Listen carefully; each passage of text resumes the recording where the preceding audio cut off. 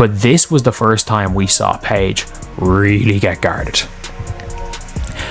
This is where we saw what is going to happen in year 2. This is the scout report that needs to be out there on Paige Bueckers once the Dallas Wings get good, because Dallas Wings are going to get good at some stage in her career. This was the game where I'm like, okay, we can shut up the comparisons right now. The masquerade is over. The myth has cracked. The WNBA's carefully curated succession plan imploded under the bright lights.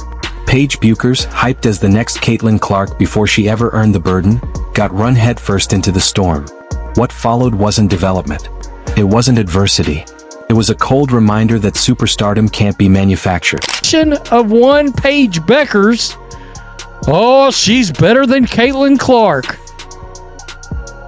I mean, stab me in the eye with a spoon, for Christ's sakes. Wow. So that's a thing right now. Last night, Paige Bueckers dropped 44 points. And we're going to look at a video that just dissects and exposes a lot of that shit. Let me tell you. It exposes a lot of stuff involving Paige Bueckers getting special treatment on the court. For months, the narrative was shoved down our throats. Paige Bueckers is next. The chosen one. The heir to Caitlin Clark's throne. The media treated every box score line like a legacy moment, breaking Clark records faster than a teenager cracks an iPhone screen. Diva of Dump Divas Kat Engelbert is breathing a sigh of relief. Her pretend friends in the mainstream media, they are trying to crown a new star. If the media has it their way, this could potentially be the new face of pretend basketball. And it's not just the woke media. There are even some in conservative media who are voluntarily biting into the shit sandwich. Headline at Outkick.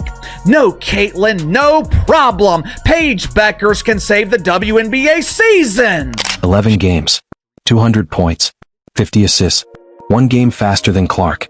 The media ran victory laps. Efficient, polished, high IQ. ESPN ranked her 13th in the league. The hype machine hit maximum output and fans lined up for the Paige Bueckers rollout. But hype doesn't defend pick and rolls. And reality has a name, Seattle Storm defense. It's a little bit different, huh? It's a little bit different out here when you get Caitlin Clark treatment. It ain't so easy peasy getting to play one-on-one, getting to just do your thing how you want to do it, when you want to do it. Paige Bueckers got the Caitlin Clark treatment for 1 game, and it got... August 22nd, 2025 marked a turning point.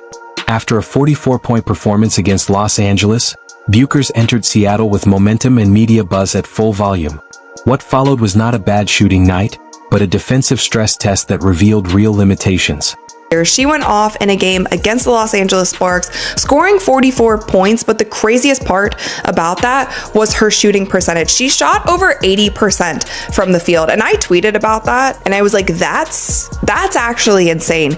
Give props where they are due. Shooting over 80%, scoring 44 points is actually insane. But with this game, like, Paige Bueckers she put on a masterclass in scoring, and I think with that, these are some big numbers, and those are some props that 11 points.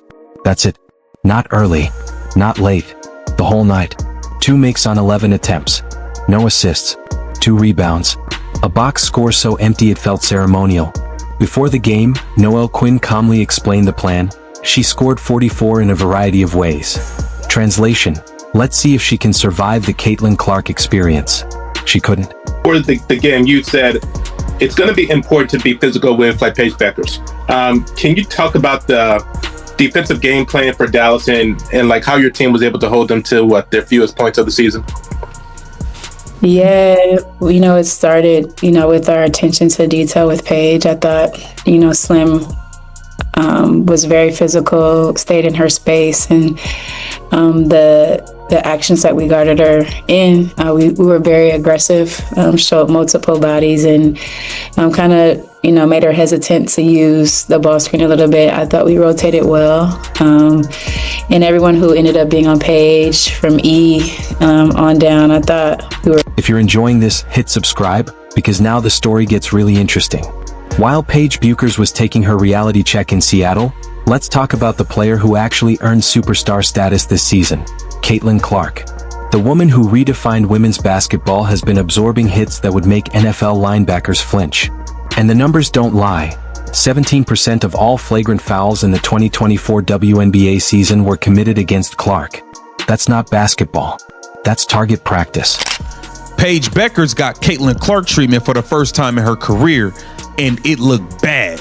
It looked real bad. Everybody was running around. Yeah, she was cooking 44 points versus the Sparks. They didn't play a lick of defense, letting this girl play one-on-one basketball in every area of the floor, letting her post up in the mid-range area one-on-one. Now, I'm giving credit. She's a bucket in one-on-one, especially from that mid-range, from the free throw line down area.